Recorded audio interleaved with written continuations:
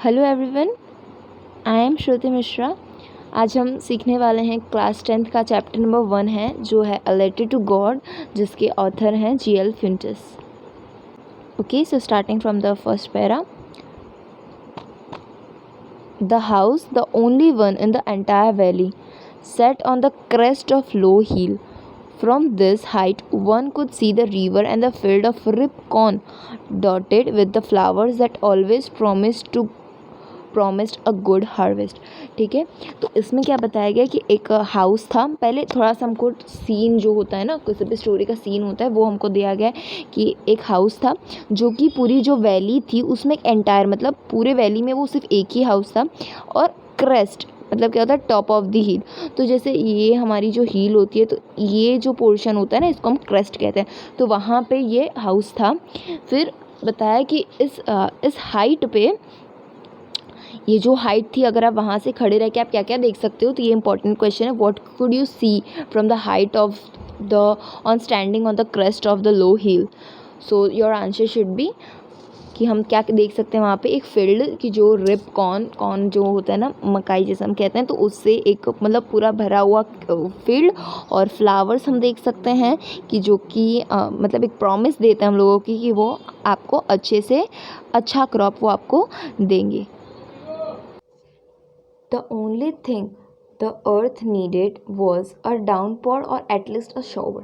तो यहाँ पे क्या बताया कि अब अर्थ नीडेड मतलब कि वो जो यहाँ पे रिपकॉन का जो फील्ड है, कि जो खेत है पूरा, अब उसको क्या चाहिए था, एक जैसे कहते हैं ना कि एक फिनिश पॉइंट जो था, मतलब कि वो क्या था कि एक वो डाउनपोर मतलब कि हल्की सी वो बरसात करते, एक झरमर झरमर जो हम कहते हैं, एक लीस्ट शोवर मतलब कुछ ड्रॉप्स जो होते हैं, ज़्यादा नहीं होती बरसात, उसको कहते हैं हम शोवर।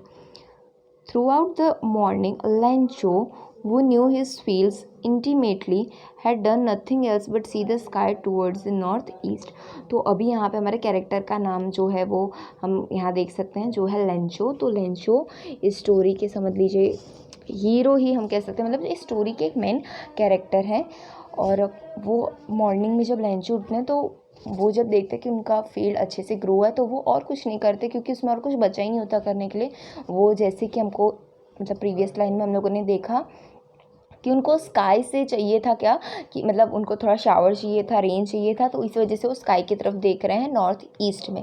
कौन सी डायरेक्शन है, नॉर्थ ईस्ट, याद रखिएगा। Okay, now we are really going to get some water women. तो the women who was preparing supper replied, yes God willing. The older boys were working in the field while the smaller ones were playing near the house until the woman called to them, come for dinner। Okay, तो यहाँ पे हम लोग देखते हैं कि हमको 2-3 characters और जो है उसका इंट्रोडक्शन यहाँ दिया गया।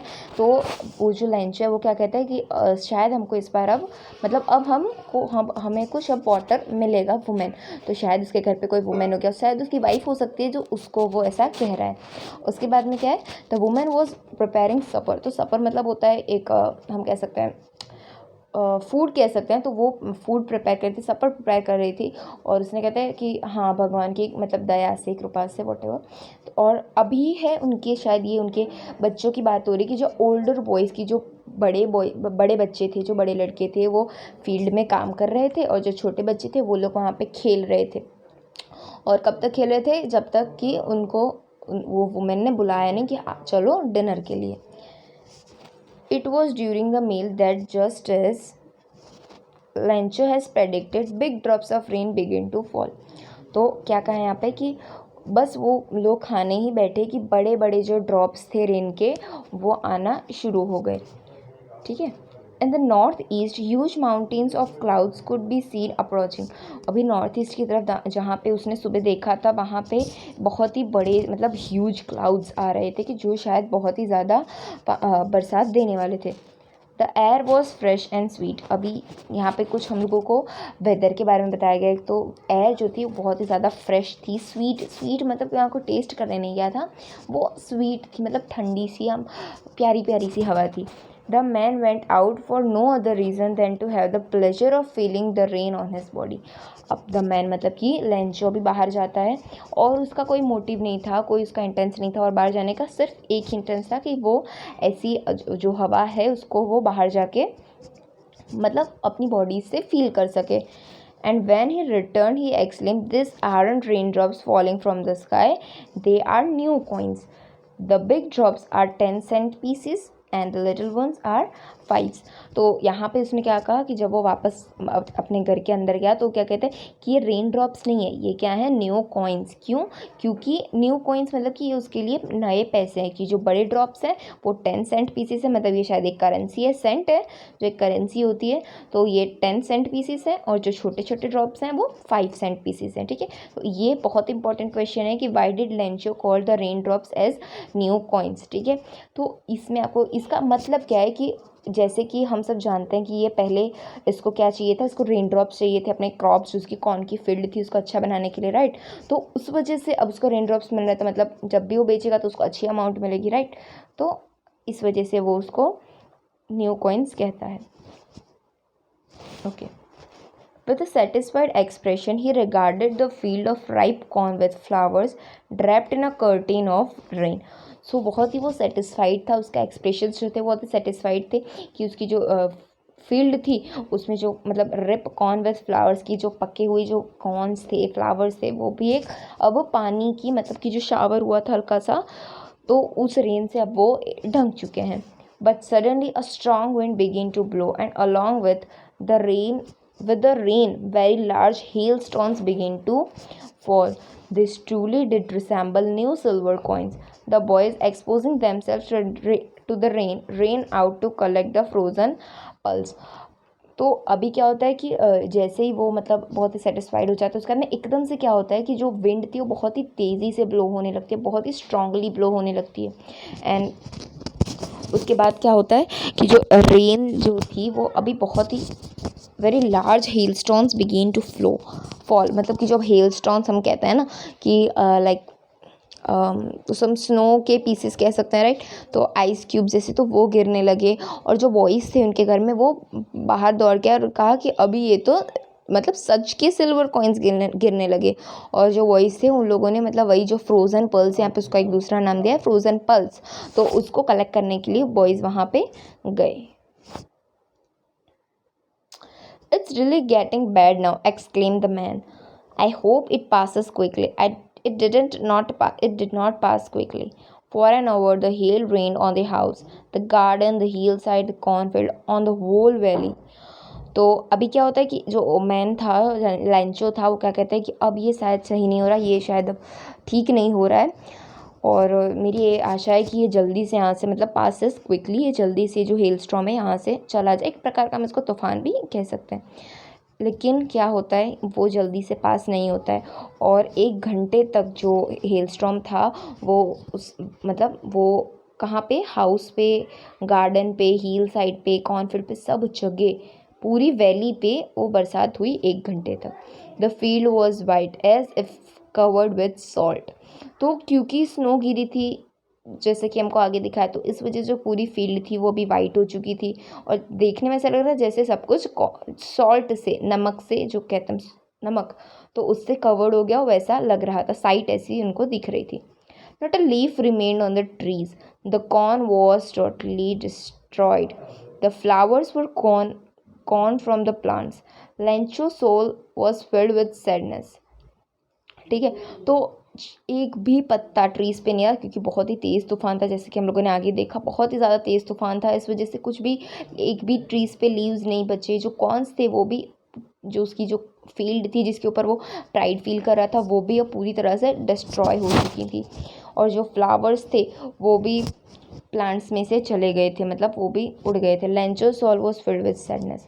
अभी जो लेंचो था वो बहुत ही सैड हो गया, ठीक है, क्योंकि अभी कुछ टाइम पहले ही वो ये सोच रहा था कि ये जो फील्ड है मेरा वो मुझे अच्छे क्रॉप दे के जाएगा, अच्छे पैसे दे के जाएगा, लेकिन वो बहुत ही सैडनेस वो हो गया। The storm had passed, he stood in the middle on the big field and said to his sons, a plague of locust would have left more than this. The hail has left nothing. तो अभी जो hello storm था वो stop हो जाता है और उसके बाद में जो लेंचो था वो वहाँ पे बीच में खड़ा होकर क्या कहता है, जो फील्ड के बीच में खड़ा होकर अपने मतलब सन से अपने बच्चों से क्या कहता है, अ प्लेग ऑफ लॉकस्ट। मतलब लॉकस्ट मतलब क्या होता है कि एक मतलब एक इंसेक्ट, यहाँ पे लिखा भी है, insect which fly in the big swarms groups and destroys crop. मतलब कि एक बहुत ही बड़ा सा ग्रुप होता है इंसेक्ट का कि जो किसी भी फील्ड पे अगर अटैक कर देता है तो कुछ छोड़ता नहीं। मतलब कि वो जो, जैसे आपको मैं अगर बताऊं यहाँ पे, तो इन लोगों के खाने की एक पैटर्न होती है जो यहाँ पे लॉकस्ट बताए गए, कि जैसे ये समझ लीजिए कि ये आपका एक प्लांट है, राइट। सॉरी, थोड़ी सी ड्राइंग मेरी अच्छी नहीं है, लेकिन जैसे ये हमारा प्लांट है, ठीक है। तो अगर आप यहाँ से इसका एक पत्ता खा ले तो वो वही वापस से ग्रो हो जाएगा, लेकिन ये लोग क्या करते हैं, इसको यहीं से खा लेते हैं, यहाँ से, तो ये पूरा ही यहाँ से गिर जाता है, राइट। तो इस वजह से ये पूरा जो यहाँ से अभी वापस ग्रो करेगा, सीज़न फेवरेबल हो ना हो, तो इस वजह से इस यहाँ से इसका पूरा जो ग्रोथ था वो बंद हो गया ना। तो इस ये उनकी होती है खाने की एक, जो हम कह सकते हैं कि स्टाइल हम कह सकते हैं, ऐसी होती है। तो वो यही कहता है कि लेंचो ये कहता है कि अगर जो प्लेग ऑफ लॉक्टस होते थे वो भी शायद इतना डिस्ट्रॉय नहीं करती, ये इससे कुछ मतलब कुछ तो छोड़ के जाते वो, लेकिन जो हेल था उसने तो कुछ नहीं छोड़ा। This year we will have no corn, that night was a sorrowful one, all our work for nothing, there is no one who can help us, we all go hungry this year. तो अभी एक बहुत ही जैसे sorrowful सा माहौल, environment वहाँ पे create हो गया था कि अब कुछ बचा नहीं था इस वजह से। तो वो क्या कहता है कि इस बार हमारे पास कॉर्न्स नहीं होंगे खाने के लिए, और हम जितनी मेहनत की थी वो सब, मतलब कहता है ना, हम जो सारी मेहनत पानी में गई। तो वही हुआ यहाँ पर भी, और अब कोई नहीं है जो हमको हेल्प कर सके, और इस साल हम शायद हंगरी जाएं, वो कहा हमारा पूरा साल जाए। But in the hearts of all who lived in that solitary house in the middle of the valley, there was a single hope, help from God। ये बहुत ही ज़्यादा इम्पॉर्टेंट पैराग्राफ है, बहुत ही ज़्यादा, मैं कह रही हूँ अगर हम कहें कि चैप्टर का सबसे इम्पॉर्टेंट पैराग्राफ है तो भी मतलब कोई गलत नहीं है। हेल्प फ्रॉम गॉड, ये जो स्टेटमेंट है ना, ये हम एग्ज़ाम्स में देखते हैं, इनडायरेक्ट स्पीच इसमें भी आते हैं ये, और बाद में कौन बोल रहा है ये भी आता है, क्योंकि इसमें पर्टिकुलरली मेंशन नहीं किया गया है।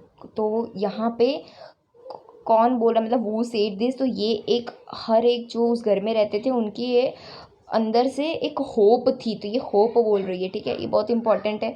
देन ये एक्सप्रेस करने में आता है कि ऐसी कौन सी चीज़ें हैं कि जिसमें बताते हैं कि उनके जो फैमिली मेम्बर्स हैं उनको गॉड पे अभी भी ट्रस्ट है, एक मतलब होप बची है, तो वो ये वाला है। तो इसका मतलब क्या है कि जितने भी उस घर में लोग रहते थे उनको अब बस एक ही आशा थी कि मतलब एक सिंगल होप बची थी कि अब उनकी अगर कोई मदद कर सकता है तो वो कौन है, हेल्प फ्रॉम गॉड, मतलब गॉड है। Don't be so upset, even though this seems like a total loss. Remember, no one dies of hunger. तो बेलेंचो क्या बोलता है कि ठीक है, अपसेट मत हो, ऐसा कोई भूखा नहीं मरेगा, ठीक है। That's what they say, no one dies of hunger. तो इस वजह से वो लोग क्या कहते थे कि no one dies of hunger.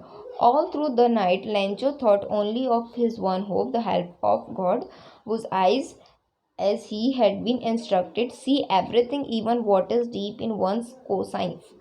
Cosines मतलब क्या होता है, इनर सेंस ऑफ राइट और रॉन्ग। तो मतलब आपको कोई भी जो सही बुरे के बारे में बताते हैं उसको हम कहते हैं कोसाइंस। कॉन्साइंस में मतलब जो भी प्रोनाउंस करना चाहें आप। तो लेंचो उस दिन उस पूरी रात वो यही सोचता रहा गॉड के बारे में कि उसकी एक अकेले, क्योंकि यार टेंशन तो हो जाता है ना कि जो हमारा एक अकेला इकलौता सोर्स जो होता है जिससे हमको मनी आनी होती है और फूड आना होता है पहली चीज़, तो वो बंद हो जाए तो टेंशन तो रहता ही है। तो लेंचो उस घर का बड़ा था, तो इस वजह से वो पूरी रात वही सोचता रहा, और उसकी आइज़ वो सारी चीज़ें देख रही थी, अच्छी बुरी सारी। Lencho was an ox of a man working like an animal in the field, but still he knew how to write। तो लेंचो था, वो भले ही एक खेती वाला इंसान था, लेकिन फिर भी उसको फील्ड्स में वो एनिमल की तरह वर्क करता था, लेकिन फिर भी उसको लिखना आता था। The following Sunday at daybreak, he began to write a letter which he himself would carry to town and place in the mail. Okay, so जैसे कि उसको लिखना आता था, हमने उन्हें प्रीवियस लाइन में देखा, तो वो क्या करता है कि संडे को जो डे ब्रेक होता है, daybreak in the sense कि यहाँ पे क्या लिया है कि जब आप दिन भर काम करते हो तो फार्मर्स लोगों को क्या होता है कि उन लोगों को अगर वो लोग कभी फ्री होते हैं तो वो है in the early morning, then in afternoon and at late night. ठीक है, तो वो लंच के लिए, डिनर के लिए और ब्रेकफास्ट के लिए, यही तीन उनके जैसे हम कह सकते हैं इनका फ्री टाइम होता है। तो यहाँ पे डे ब्रेक तो हम लंच लेते हैं, तो लंच के टाइम में उसने एक लेटर लिखा और वो इसलिए लिखा ताकि वो खुद जाए और टाउन में जो मेल है उसको वो करके आए। और वो लेटर उसने किसको लिखा था? वो लेटर उसने लिखा था लेटर टू गॉड। ठीक है, तो यहाँ तक हम इस वीडियो में रखते हैं और आगे का जो भी है वो हम लोगों ने नेक्स्ट वीडियो में कवर अप करके रखा है, आप उसको देख सकते हैं। Okay, thank you.